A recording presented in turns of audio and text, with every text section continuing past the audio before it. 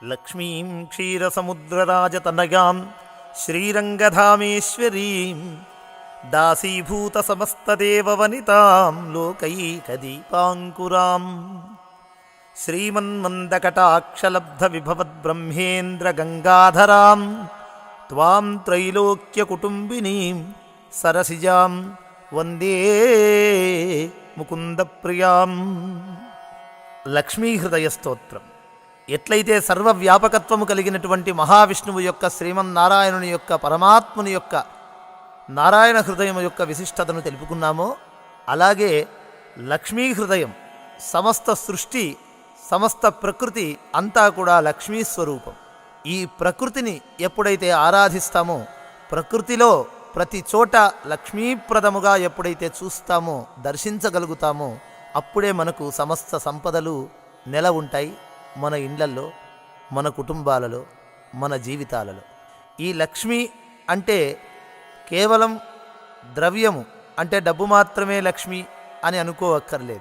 ఎందుకంటే ధనము ఒక లక్ష్మీ స్వరూపం, ధాన్యం ఒక లక్ష్మీ స్వరూపం, వాక్కు ఒక లక్ష్మీ స్వరూపం, దృష్టి ఒక లక్ష్మీ స్వరూపం. ఇలా సమస్త ఇంద్రియగోచరమైనటువంటి సమస్త జ్ఞానములు కూడా లక్ష్మీ స్వరూపంగానే భావించాలి. కేవలం పైకి మాంసనేత్రానికి కనిపించేటువంటి ద్రవ్యాదులే కాకుండా. కాబట్టి అన్ని రకాలైనటువంటి లక్ష్మీప్రదమైనటువంటి సంపదలను మనం పొందటానికై లక్ష్మీ హృదయ పారాయణం మనం ఇప్పుడు చేసుకుందాం, చూద్దాం. లక్ష్మీ హృదయ స్తోత్రం. హరి ఓం. అస్య శ్రీ ఆద్యాదిశ్రీ మహాలక్ష్మీ హృదయ స్తోత్ర మహామంత్రస్య భార్గవర్షి అనుష్టుబాది నానాఛందాగుంసి ఆదిత్యాది శ్రీ మహాలక్ష్మీ సహిత నారాయణో దేవత. శ్రీం బీజం హ్రీం శక్తి ఐం కీలకం ఆద్యాది శ్రీ మహాలక్ష్మీ ప్రసాద సిద్ధ్యర్థే జపే వినియోగః. ఓం ఆద్యాది శ్రీ మహాలక్ష్మీదేవతాయై నమః హృదయే. ఓం శ్రీం బీజాయై నమః గుహ్యే.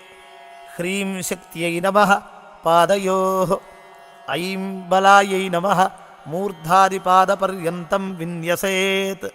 అంటే ఆయా చెప్పిన శరీర భాగములను తాకుతూ ఆయా మంత్రములను చెప్పుకోవాలి.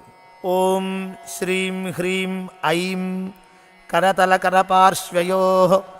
శ్రీం అంగుష్ఠాభ్యాం నమః. హ్రీం తర్జనీభ్యాం నమః. ఐం మధ్యమాభ్యాం నమః. శ్రీం అనామికాభ్యాం నమః. హ్రీం కనిష్ఠికాభ్యాం నమః. ఐం కరతలకరపృష్ఠాభ్యాం నమః. శ్రీం హృదయాయ నమః. హ్రీం శిరసే స్వాహా. ఐం శిఖాయై వౌషటు. శ్రీం కవచాయహుం. హ్రీం నేత్రాభ్యాం వౌషటు. ఐం అస్త్రాయ ఫట్. భూర్భువస్సు వరోమితి దిగ్బంధః అని రెండు చేతుల యొక్క చూపుడు వేళ్లను బంధించి దిగ్బంధనం చేయాలి. అథ ధ్యానం. హస్తద్వయేన కమలే ధారయంతీం స్వలీలయా హారనూపుర సంయుక్తాం మహాలక్ష్మీం విచింతయేత్. కౌశేయపీతవసనామరవిందనేత్రాం పద్మద్వయాభయవరోద్యత పద్మహస్తాం ఉద్యచ్చతార్కసదృశాం పరమాంకసంస్థాం ధ్యాయేద్విధీశనతపాదయుగాం జనిత్రీం. శ్రీలక్ష్మీకమలధారిణ్యై సింహవాహిన్యై స్వాహా. పీతవస్త్రాం సువర్ణాంగీం పద్మహస్తద్వయాన్వితాం. లక్ష్మీం ధ్యాత్వేతి మంత్రేణ స భవేత్ పృథివీపతిః. మాతులుంగగదాఖేటే పాణౌ పాత్రంచ బిభ్రతి. వాగలింగంచ మానంచ బిభ్రతి నృపమూర్ధని. ఓం శ్రీం హ్రీం ఐం. ఓం శ్రీం హ్రీం ఐం. వందే లక్ష్మీం పరశివమయీం శుద్ధజాంబూనదాభాం తేజోరూపాం కనకవసనాం సర్వభూషోజ్వలాంగీం. బీజాపూరం కనకకలశం హేమపద్మం దధానాం आद्यां शक्तिं सकलजननीं सर्वमाङ्गल्ययुक्तां श्रीमत्सौभाग्यजननीं स्तौमि लक्ष्मीं सनातनीं सर्वकामफलावाप्तिसाधनैकसुखापहां स्मरामि नित्यं देवेशि त्वया प्रेरितमानसः त्वदाज्ञां शिरसा धृत्वा भजामि परमेश्वरीम् समस्तसम्पत्सुखदां महाश्रियं समस्तकल्याणकरीं महाश्रियं समस्तसौभाग्यकरीं महाश्रियं भजाम्यहं ज्ञानकरीं महाश्रियं विज्ञानसम्पत्सुखदां महाश्रियं विचित्रवाग्भूतिकरीं मनोरमाम् अनन्तसौभाग्यसुखप्रदायिनीं नमाम्यहं भूतिकरीं हरिप्रियां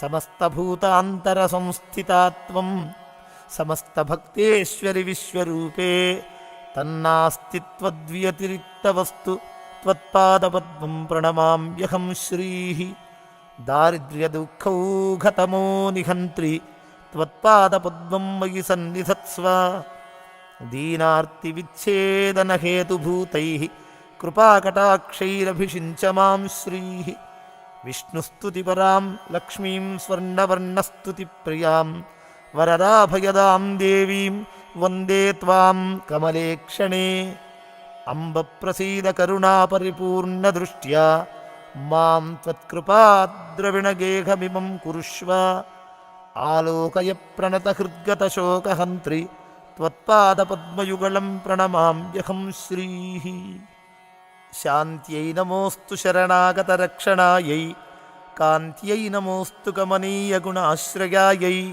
क्षान्त्यै नमोऽस्तु दुरितक्षयकारणायै धात्र्यै नमोऽस्तु धनधान्यसमृद्धिदायै शक्त्यै नमोऽस्तु शशिशेखरसंस्थितायै रत्यै नमोऽस्तु रजनीकरसोदरायै भक्त्यै नमोऽस्तु भवसागरतारकायै मत्यै नमोऽस्तु मधुसूदनवल्लभायै लक्ष्म्यै नमोऽस्तु शुभलक्षणलक्षितायै सिद्ध्यै नमोऽस्तु सुरसिद्धसुपूजितायै धृत्यै नमोऽस्तु मम दुर्गतिभञ्जनायै गत्यै नमोऽस्तु वरसद्गतिदायिकायै देव्यै नमोऽस्तु दिवि देवगणार्चितायै भूत्यै नमोऽस्तु भुवनार्तिविनाशकायै शान्त्यै नमोऽस्तु धरणीधरवल्लभायै पुष्ट्यै नमोऽस्तु पुरुषोत्तमवत्सलायै सुतीव्रदारिद्र्यतमोपहन्त्र्यै नमोऽस्तु ते सर्वभयापहन्त्र्यै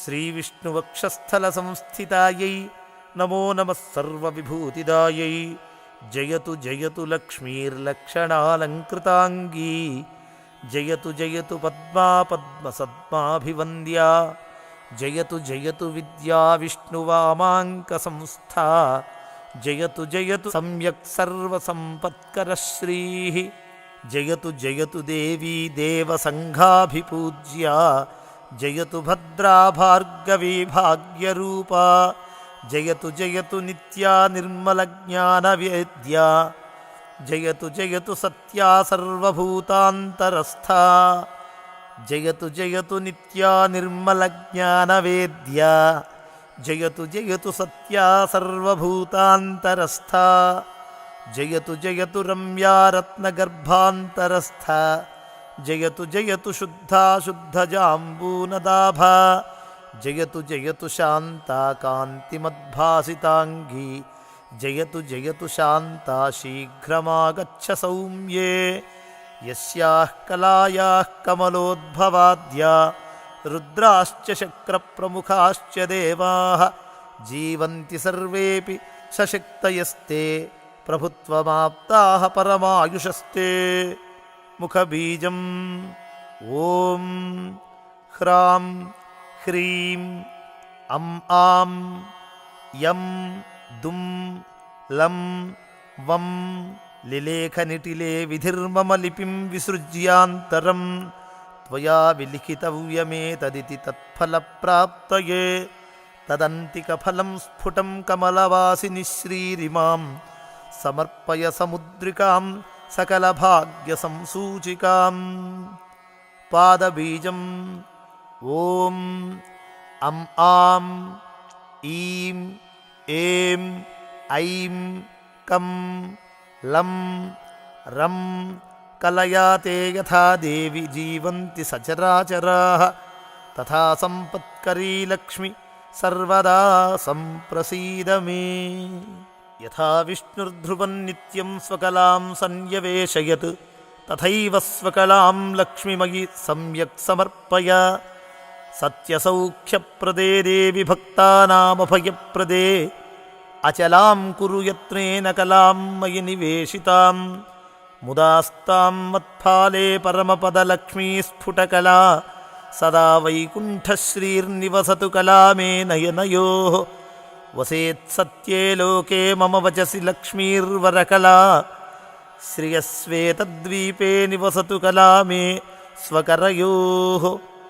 नेत्रबीजम् ॐ घ्रां घ्रीं घ्रें घ्रैं घ्रों घ्रौं घ्रं घ्रः तावन्नित्यं ममाङ्गेषु क्षीराब्धौ श्रीकला वसेत्।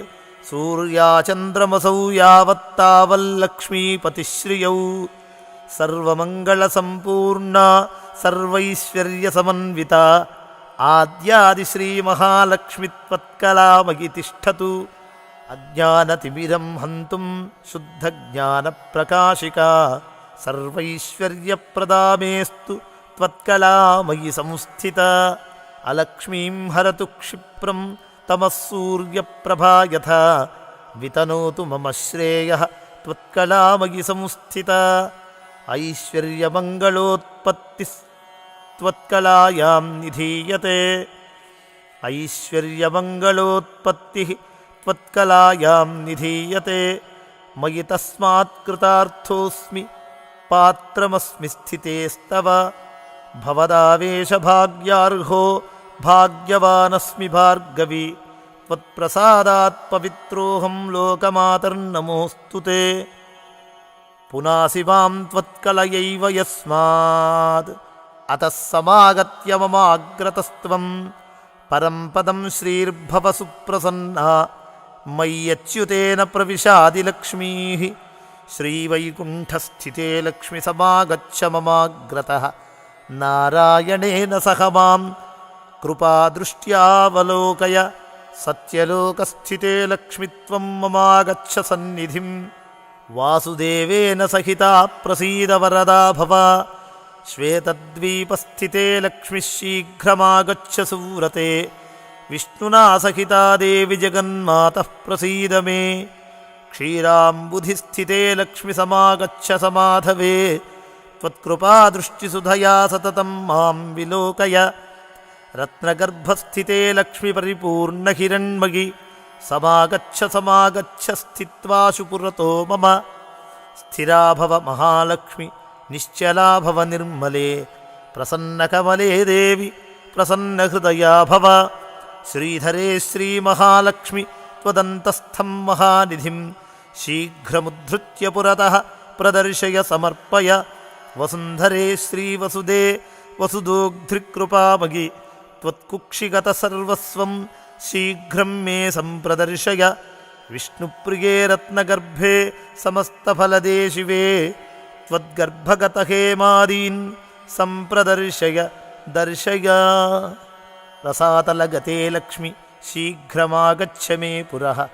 न जाने परमं रूपं मातर्मे सम्प्रदर्शय। आविर्भवमनोवेगात् शीघ्रमागच्छ मे पुनः। मा वत्सभैरिहेत्युक्त्वा कामं गौरिवरक्षमां। देवि शीघ्रं ममागच्छ धरणीगर्भसंस्थिते। मातस्त्वद्भृत्यभृत्योऽहं मृगये त्वां कुतूहलात्। उत्तिष्ठ जागृहि मयि समुत्तिष्ठ सुजागृहि।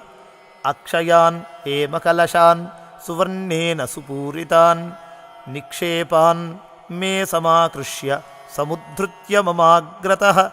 समुन्नतानना भूत्वा सम्यग्देहि धरातलात् मत्सन्निधिं समागच्छ मदाहितकृपारसा। प्रसीद श्रेयसां दोग्ध्री लक्ष्मीर्मे नयनाग्रतः। अत्रोपविश्य लक्ष्मीत्वं स्थिरा भव हिरण्मयी। सुस्थिरा भव सम्प्रीत्या प्रसन्ना वरदा भव।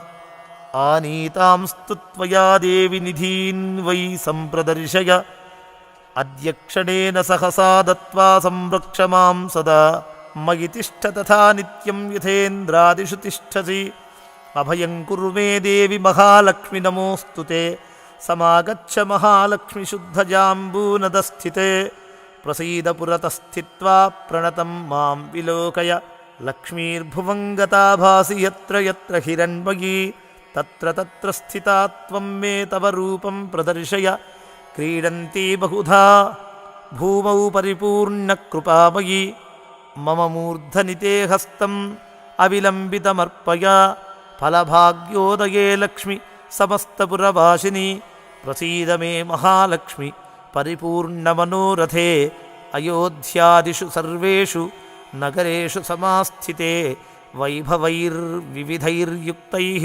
समागच्छ मुदान्विते समागच्छ ममाग्रे भव सुस्थिरा करुणारसनिष्पन्न नेत्रद्वयविलासिनी सन्निधत्स्व महालक्ष्मि त्वत्पाणिं मम मस्तके करुणासुधया मां त्वम् अभिषिच्य स्थिरं कुरु सर्वराजगृहे लक्ष्मि समागच्छ बलान्विते स्थित्वाशु पुरतो मेद्य प्रसादेनाभयं कुरु सादरं मस्तके हस्तं मम त्वं कृपयार्पय सर्वराजस्थिते लक्ष्मि त्वत्कलामयि तिष्ठतु आद्यादिश्रीमहालक्ष्मि विष्णुवामाङ्कसंस्थिते प्रत्यक्षं कुरु मे रूपं रक्ष मां शरणागतं प्रसीद मे महालक्ष्मि सुप्रसीद महाशिवे अचला भव सुप्रीता सुस्थिरा भव मद्गृहे यावत्तिष्ठन्ति वेदाश्च यावच्चन्द्रदिवाकरौ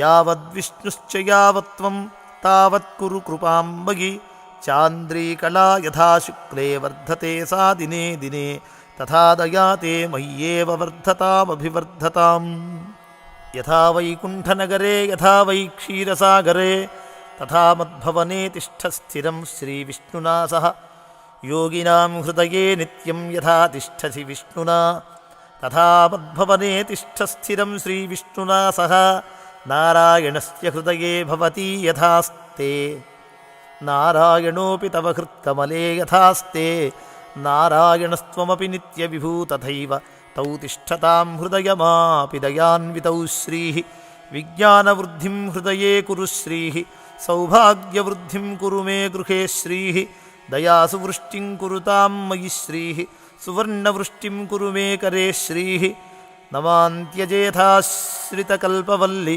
सद्भक्तिचिन्तामणिकामधेनो नमान्त्यजेथा भव सुप्रसन्ना गृहे कळत्रेषु च पुत्रवर्गे कुक्षिबीजम् ॐ अम् आम् ईं ऐं ऐं अम् आम् ईं ऐं ऐं आद्यादिमाये त्वमजाण्डबीजं त्वमेव साकारनिराकृती त्वं त्वया धृतश्चाब्जभवाण्डसङ्घश्चित्रं चरित्रं तव देवि विष्णोः ब्रह्मरुद्रादयो देवा वेदाश्चापि न शक्नुयुः महिमानं तव स्तोतुं मन्दोऽहं शक्नुयां कथम् अम्ब त्वद्वत्सवाक्यानि सूक्तानि यानि च तानि स्वीकुरु सर्वज्ञे दयालुत्वेन सादरं भवन्तीं शरणं गत्वा कृतार्थाः स्युः पुरातनाः इति सञ्चिन्त्य मनसा त्वामहं शरणं व्रजे इति सञ्चिन्त्य मनसा त्वामहं शरणं व्रजे अनन्तानित्यसुखिनस्त्वद्भक्तास्त्वत्परायणाः इति वेदप्रमाणाद्धिदेवि त्वां शरणं व्रजे तव प्रतिज्ञाबद्भक्ता न नश्यन्तीत्यपि क्वचित् इति सञ्चिन्त्य प्राणान् सन्धारयाम्यहं त्वदधीनस्त्वहं मातस्त्वत्कृपामयि विद्यते यावत् सम्पूर्णकामस्यां तावद्देहि दयानिधे क्षणमात्रं न शक्नोमि जीवितुं त्वत्कृपां विना न हि जीवन्ति जलजा जलं त्यक्त्वा जलाश्रयाः यथा हि पुत्रवात्सल्याज्जननी प्रस्नुतस्तनी वत्सं त्वरितमागत्य सम्प्रीणयति वत्सला यदि स्यात्तव पुत्रोऽहं माता त्वं यदि मामकी दयापयोधरस्तन्यसुधाभिरभिषिञ्च मां मृग्यो न गुणलेशोऽपि मयि दोषैकमन्दिरे पांसूनां वृष्टिबिन्दूनां दोषाणां च न मे मतिः पापिनामहमेकाग्रो दयालूनां त्वमग्रणीः दयनीयो मदन्योऽस्ति तव कोऽत्र जगत्त्रये विधिनाहन्न सृष्टश्चेन्न स्यात्तव दयालुता आमयो वा न सृष्टश्चेत् औषधस्य वृथोदयः कृपामदग्रजा किन्ते अहं किं वा तदग्रजः विचार्य देहि मे वित्तं तव देवि दयानिधे मातापिता त्वं गुरुसद्गतिश्रीस्त्वमेव सञ्जीवनहेतुभूता अन्यं न मन्ये जगदेकनाथे त्वमेव सर्वं मम देवि सत्वम् ॐ अथ हृदयबीजम् ॐ घ्रां घ्रीं घ्रूं घ्रैं घ्रौं घ्रं घ्रः हुं फट् कुरु कुरु स्वाहा आद्यादिलक्ष्मीर्भव सुप्रसन्ना आद्यादिलक्ष्मीर्भव सुप्रसन्ना विशुद्धविज्ञानसुखैकदोग्ध्री अज्ञानहन्त्री त्रिगुणातिरिक्ता प्रज्ञाननेत्री भव सुप्रसन्ना अशेषवाग्जाड्यमलापहन्त्री नवन्ननं सुष्ठुसु वाक्यरागिनी ममैव जिह्वाग्रसुरङ्गवर्तिनी भव प्रसन्ना वदने च मे श्रीः समस्तसम्पत्सु विराजमाना समस्ततेजस्सु विभासमाना विष्णुप्रिये त्वं भवदीप्यमाना वाग्देवता मे वदने प्रसन्ना सर्वप्रदर्शे सकलार्थदे त्वं प्रभासु लावण्यदया प्रदोग्ध्री सुवर्णदे त्वं सुमुखी भव श्रीर्हिरण्मयी मे नयने प्रसन्ना सर्वार्थदा सर्वजगत्प्रसूतिः सर्वेश्वरी सर्वभयापहन्त्री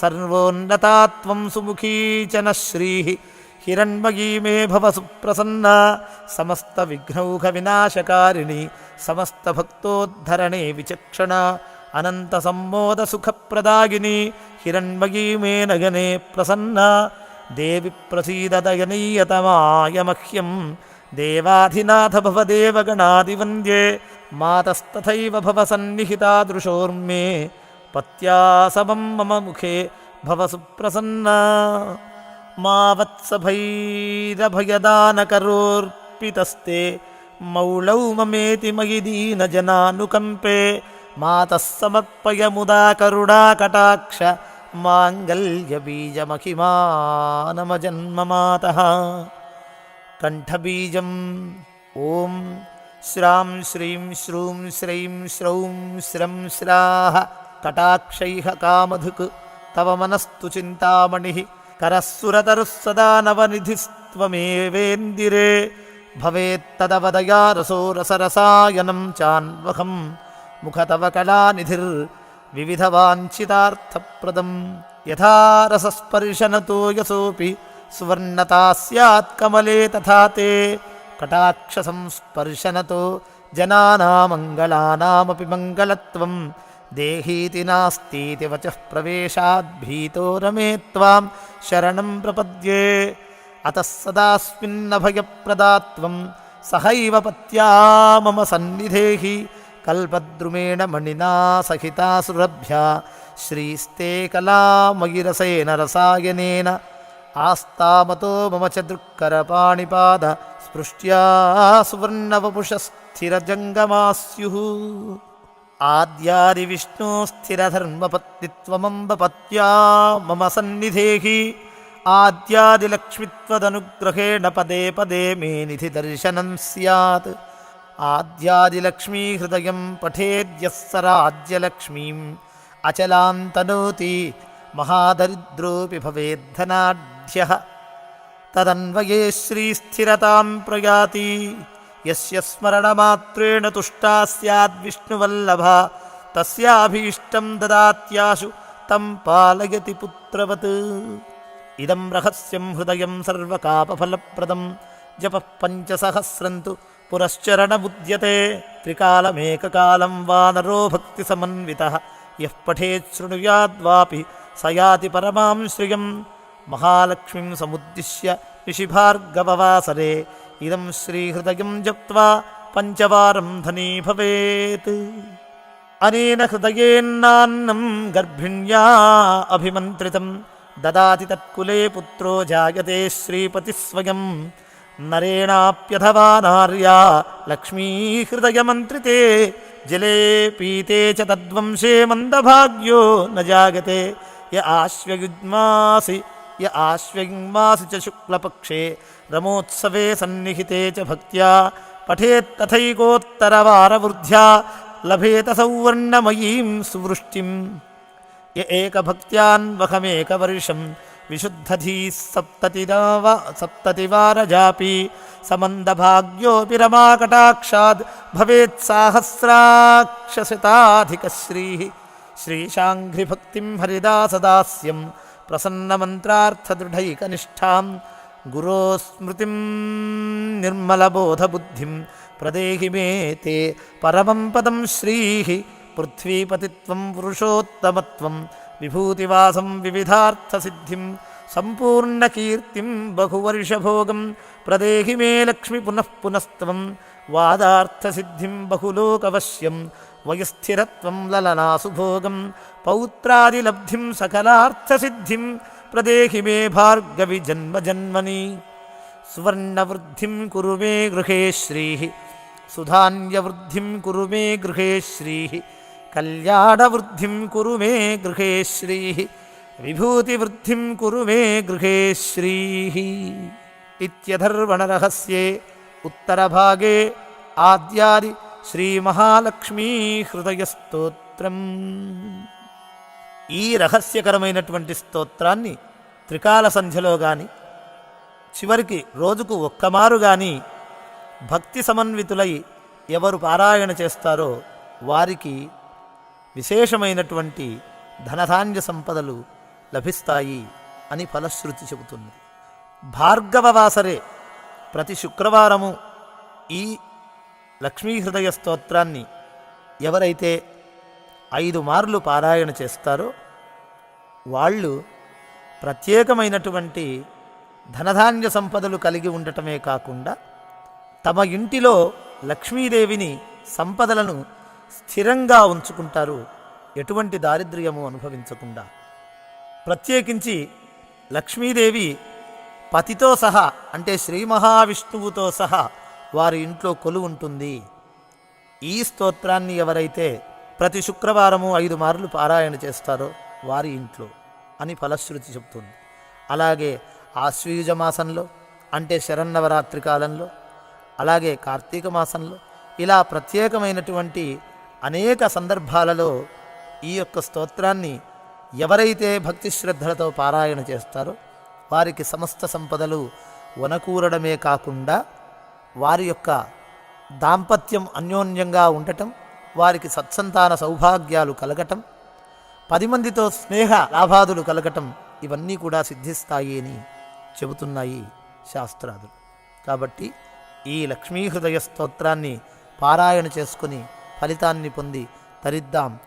ఈ స్తోత్రం అయిపోయిన పిదప కూడా అంగన్యాస కరన్యాసాదులు చేసి చిట్ట చివరికి దృగ్విమోక అని ఆ బంధించినటువంటి 2 చేతుల యొక్క చూపుడు వేళ్లను బంధనము నుంచి విడిగా తీసి వదిలేయాలి. అప్పుడు దృగ్విమోకం అవుతుంది. అందువలన మంత్రము చక్కగా ఫలించటానికి వీలుంటుంది. జయోస్తు, విజయోస్తు, దిగ్విజయోస్తు.